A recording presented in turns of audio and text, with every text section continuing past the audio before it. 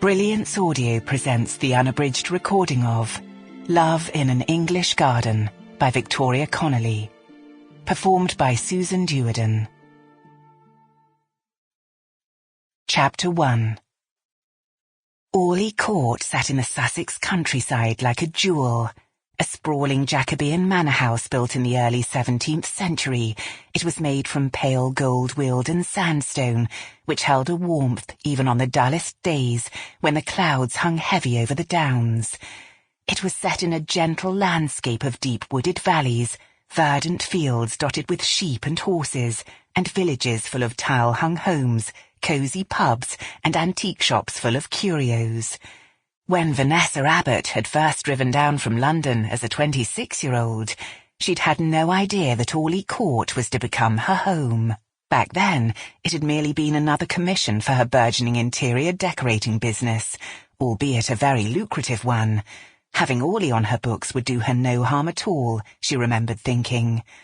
Her name had been passed to the owner, Vanessa Jacobs, by a mutual friend, and she'd made the trip to the Sussex Downs with her pattern books and notebook, totally unprepared for what had followed. The owner might have looked like a handsome hero right out of a 19th century novel, but she'd found his manner gruff and had determined to keep her distance, do the job as quickly as possible, and leave. That was until he'd kissed her in the tapestry room.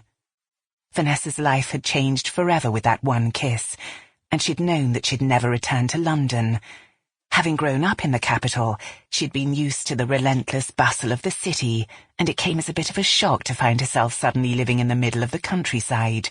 But she'd soon embraced it.